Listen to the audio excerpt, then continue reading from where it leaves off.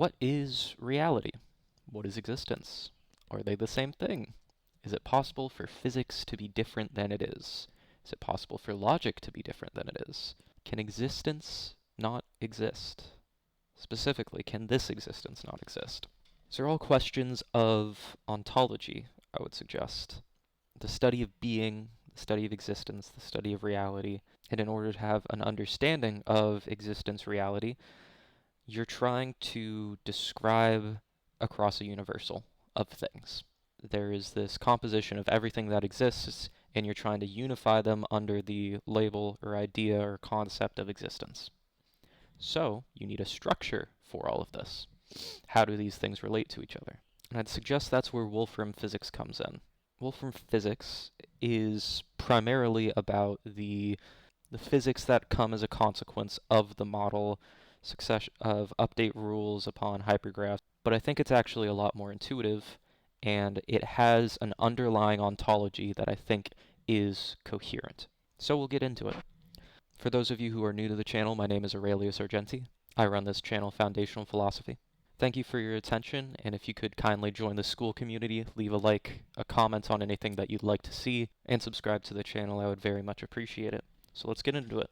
An eem is the most primitive object. Its only property is that it is itself. It has no other property. You can think about it as the primitive A equals A. A is the eem, it is self-similar, and that's all. I would also like to note that we are covering this ontological topic without epistemically justifying it yet, in order to better give you an idea of where we'll be going with ontology. So we have this idea of an eem. You could think of it like a point. It doesn't exist in any sort of space, but it is zero-dimensional. We're assuming nothing more of the eem, just self-similarity. Now in Wolfram physics, I'll scroll down and that'll also give you a little hint for what's ahead. The model's based off of hypergraphs, and in graph theory, something like the eem would basically be similar to the node. The node connects with other nodes in normal graph theory via an edge, which can only connect two nodes. However, in hypergraph theory, a hyperedge can connect three at once. You can think of it like that. All those three are connected in a hyperedge between them. Any number of nodes can be connected via a hyperedge. An which is completely novel language that probably no one else has ever used, is a hyperedge of eems. Wolfram physics, it's just called a hyperedge, but he came up with a language of eem to specifically identify that indivisible part of existence. The etymology of an atom is the idea of like an indivisible part, so you can kind of think about it as an atom of existence. However, there is also the scientific misnomer of atoms as chemical atoms, just because that's how things worked out in history. We later found out that atoms were divisible into protons, neutrons, electrons. However, eems are necessarily only self-similar, so they are indivisible. So they're true atoms, you could say, but I hope you get the point. This hyperedge or unity of eems is a composition or conjunction, a holding together of these eems. They can hold together any number of them. They could possibly even hold just one. Feel free to correct me in the comments. So with or hyperedges, the next structure is a hypergraph. A hypergraph is composed of hyperedges that share nodes. So if we come over here, this whole structure is a hypergraph. For the sake of this, we'll be calling that a neem, a network of eems. So with the neem, it is a conjunction of ooms, or a composition of eems. Similarly, could be the case that they can hold one of one eem, or they could be composed of just one hyperedge of one node. Now in Wolfram physics, the next concept is called the update rule, where update is kind of left a little bit vague because time is instantiated via applications of update rules. However, I think the term succession is a bit more precise, and that's what I'm going to be going with. But I want to clarify that the sort of neem or hypergraph succession rules are typically referred to as update rules. So now we have these hypergraphs, or neems, this network of eems, changing in this primitive arrow to another one. We have a composition of ooms, a composition of hyperedges, succeeding into another composition of hyperedges. Or you can think about it in terms of a composition or conjunction of a conjunction of eames which are in a conjunction here, this way, and then are in a conjunction this way, succeeding into a different one or the same. However, such a succession into the same would be equivalent to another expression of identity. And let's stick on this for a little bit further. Succession would be the most minimal sort of nextness. So if you have a L and an R, you can express it as the arrow, or if you think about it as a predicate with a time modality,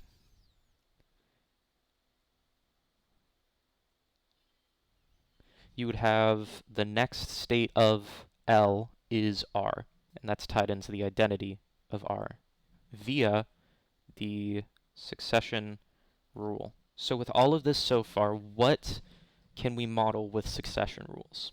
Well, with a single succession rule, you could perhaps model how an entire universe develops. You could perhaps model how a game like chess or Go is played out. You could perhaps model a Turing machine. The interesting part is to try to find the interesting rules, and that is the study of ruleology.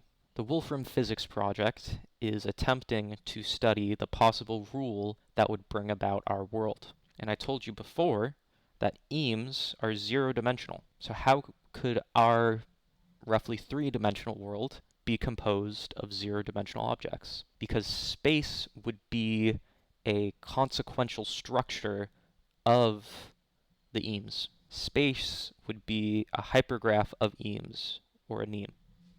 At any moment in time, all matter is just a shape of space, and all change, the arrow of time would move in the direction of succession. Now, this is incredibly abstract, so I'll bring it down to a bit of an example. I'll be using letters rather than hypergraphs. So before you see this will be the starting neem or hypergraph, and then this will be the succession rule, where you have A, B, B, A, and then you have B succeeding into BA. In the first evolution of this system, both of these are possible. You could either have the update rule, succession rule, apply to the first or the second, leading to two different outcomes. Because they're both simultaneously possible, they could be said to be in a superposition. And then in the next state of existence, they could either keep diverging in these two cases, or they could converge. This divergence would be cases of causal variance, where the history of successions makes the final outcome variable, or different. However, for certain update rules, certain succession rules, they may display causal invariance, where no matter how the rule applies, the outcome is the same. This is an example of that. You have ABABA, and you have ABA succeeds into AAA. In the first step, you get to two different outcomes, but by the second, they come together into one. The outcome is causally invariant. Whether you chose this path or this path, it leads you to the same place. And for much more complex update rules, the causal history and this number of potential outcomes in superposition could be much larger. Which brings us to our next object. The unity of specifically all succession rules, I would suggest, is all of reality. That is to say, every possible world. So the nemes would be something like static structures, shapes of space, the way that structures of identities relate to each other and compose higher order objects, in addition to the succession between such objects. So this would be stasis and dynamis. This would be stillness and change. Everything that is this would be matter and motion. This would be all beings and all becomings. So this would be a composition of all succession rules. Could also be thought of as a composition of all successions of networks of eames, or all nemes, and similarly a composition of all successions of compositions of ooms, or unities of Eames. And here's the mouthful: a composition of all successions of all compositions of compositions of Eames, which you can see here. And that constructs what's in Wolfram physics called the Roolead. So if we take all possible structures, which can be modeled as Nemes, networks of Eames, hypergraphs, and we take all of those hypergraphs and succeed them in accordance with all possible succession rules, all possible update rules, in all possible orders, including those causally variant orders, those ones where the eventual state diverges from other causal paths along the same rule, including causally invariant pathways. If you include all of those things, that describes all possible worlds. And now we have a universal. Now we can speak about all possible worlds. We have constructed an ontological object. But what is this object based on? What is the ontological precondition for constructing the Roolead, constructing reality, being able to speak about universal, all possible worlds? 3 things. Number 1, identity, self-similarity. What is the nature of the being of a thing that is self-similar? At the end of the last video, which will be in the playlist, I discussed that we can only know the structural interrelation between all of these things. And the underlying nature of that which has identity, the Eam, cannot be known to either be a brute fact or some underlying transcendental idealism. The mind of God, or magic pixies, or gnomes, or fairies. But identity is what it rests upon. So identity is the first major pillar. I've been talking about compositions, I've been talking about the holding togetherness, the conjunction between these things. And conjunction is and, sort of and-ness. Identity is is-ness. That is also primitive. And whether there needs to be a transcendental ontological justification for it, or it's a brute fact, we don't know. But conjunction is also necessary. And then we have succession. The arrow, and I would suggest implication, is a kind of succession. All logical statements are traversals through reality, traversals through the Roolead, but propositionally represented as potentially Nemes, as hypergraphs of Eames, that you can have an objective semantic meaning by constructing something as a shape of space, as a hypergraph of Eames, or as a succession of a hypergraph. So it would either be a Neme or a succession, a particular succession. So succession is necessary. And it is from succession that we can decompose that into disjunctions, such as if we have the statement, the left-hand side hypergraph succeeds into the right-hand side hypergraph, or L succeeds into R, then if we assume simultaneity across successions, then you can have not L or R, which excludes the possibility of L being true and not R being true. Those cannot both be true simultaneously due to the succession rule. So what do we get out of this?